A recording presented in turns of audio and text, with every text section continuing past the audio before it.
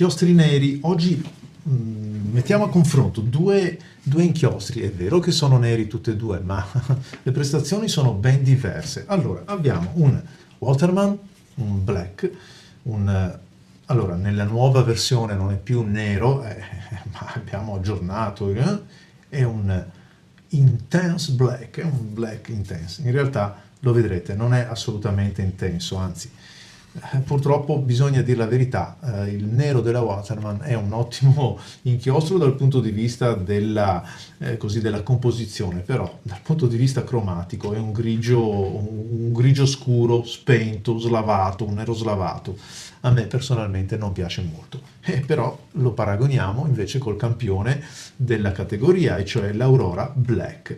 Il nero dell'Aurora invece è proprio agli antipodi, è uno dei neri più profondi, più secchi come saturazione, è omogeneo, senza ovviamente senza la brillantezza di altri colori, è proprio secco, asciutto, è un bel nero.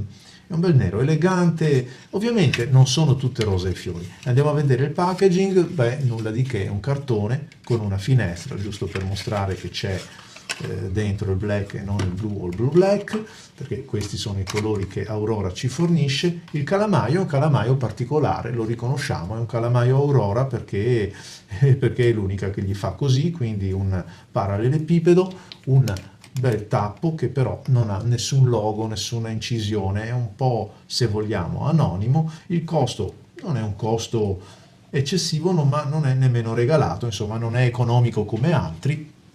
L'imboccatura è un'imboccatura abbastanza ampia che permette quindi di infilare una penna anche di dimensioni un po' più generose. Vediamo subito il packaging del Waterman, è uguale, identico ad altri che abbiamo già visto, quindi vado un po' velocino.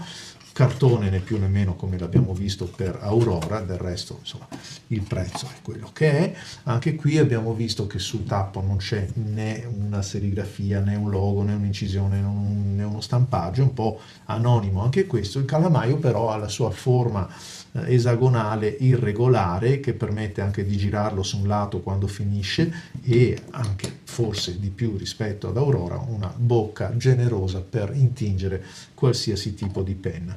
Andiamo a vedere come funzionano. Partiamo proprio dal Waterman, dai. Allora, dal punto di vista della prestazione, cioè della composizione, dell'inchiostro, nulla da dire. Andiamo a vedere.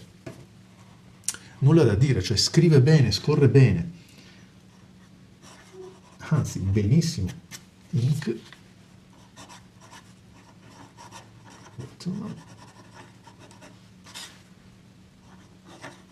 Intense Black.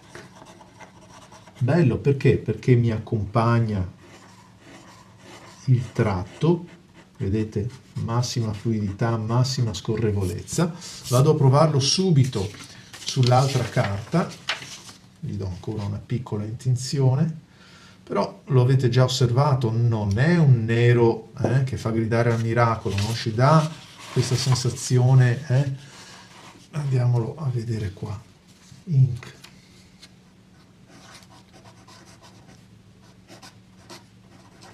Qua addirittura si vede ancora meglio che non è un nero, però mi permette di scrivere benissimo, quindi se devo dare, guardate, un voto alla formulazione dell'inchiostro, è un voto estremamente positivo.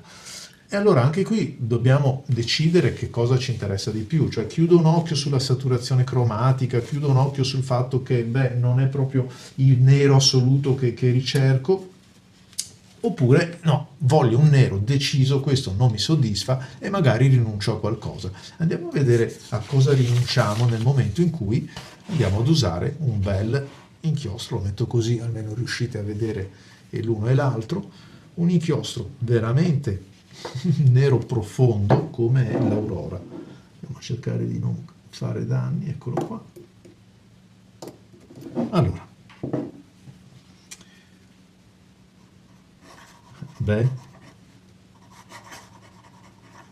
Ink Aurora nero, visto che siamo in Italia, nero. Allora, le mie sensazioni, perché comunque ve lo devo raccontare, quindi vi racconto come. Le mie sensazioni sono che è molto, ma molto più scorrevole l'inchiostro dell'Aurora. L'inchiostro dell'Aurora è più scorrevole e significa che, per esempio, non mi permette una calligrafia su questo tipo di carta come piacerebbe a me. Ok, provo. È un po' troppo sfrenato. Sì. Inoltre, se ci avete fatto caso, è più disponibile ad allargare il tratto rispetto al Waterman, cioè appare un tratto un pochettino più grosso, il che non è sempre così con tutte le penne, ma con questa succede proprio questo che vi sto raccontando. Andiamolo a provare invece su quest'altra carta, vediamo se cambia qualche cosa. Cambia di sicuro qualche cosa, e cioè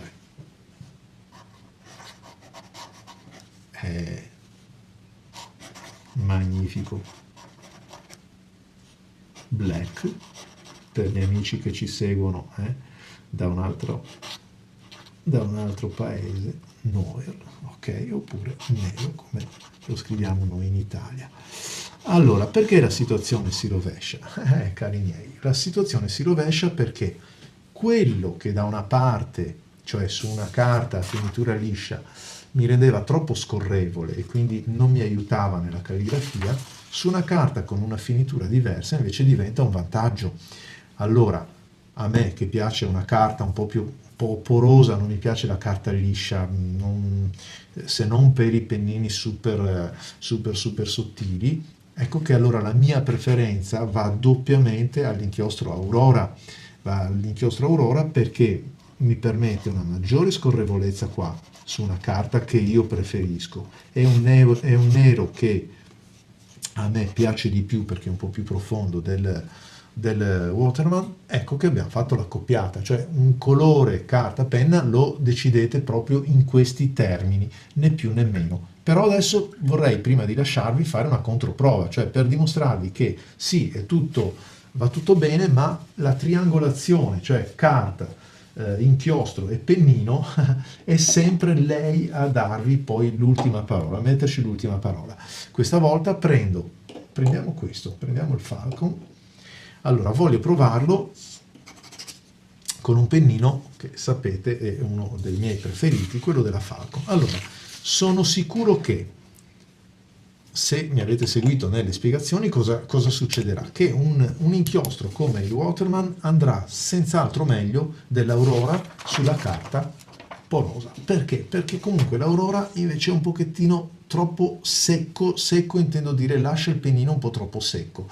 Addirittura sul Rhodia l'Aurora sarà praticamente ingovernabile per il mio polso, perché probabilmente la penna sarà molto sciolta, pur mantenendo un nero che è senza dubbio più bello di quell'altro. Allora a questo punto mi ritroverò con i valori rovesciati, cioè mi troverò a preferire senza dubbio il Waterman sulla carta che io preferisco, però a quel punto facendo le somme userò invece l'Aurora con un'altra penna sulla carta che preferisco, perché mi piace anche il colore. Questi sono gli amabili, gli adorabili dubbi che avrete anche voi e che sono belli da avere, e solo le nostre sperimentazioni ci permettono di dipanare. Proviamo infatti adesso come viene fuori questo ink. Come vedete non c'è verso di farlo Aurora Black, farlo stare in strada, perché per me scappa la penna. Me lo scrivo, la penna scappa via, vedete, non riesco. Quindi per chi ha una calligrafia più nervosa, più veloce, va benissimo, ma se voglio utilizzare una calligrafia ponderata, andiamo a provare.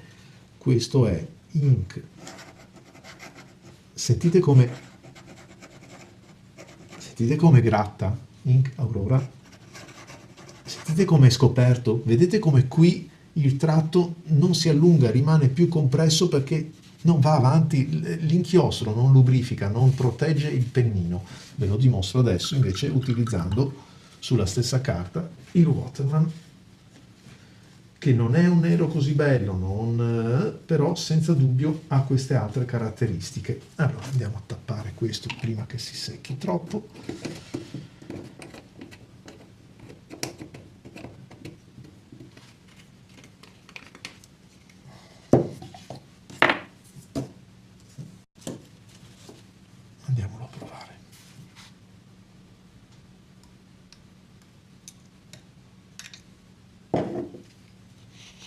provo qui appresso, giusto per darvi subito la misura. Vedete?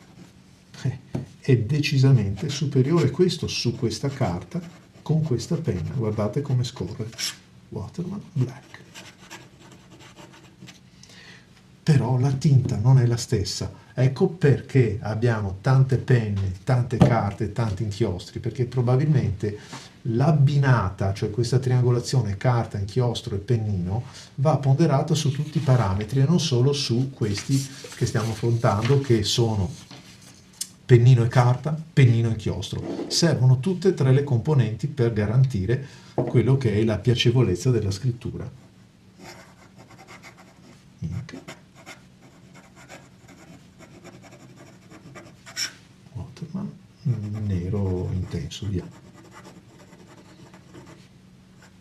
Neanche qui è un granché, diciamo, si equivalgono abbastanza tutto sommato su un pennino fine, perché anche il Waterman tutto sommato tende ad essere abbastanza sciolto nella scrittura, però quantomeno sulla carta questa qua che è un po' più porosa, che per esempio a me piace, se la cava senz'altro meglio. Vediamo qua, vedete?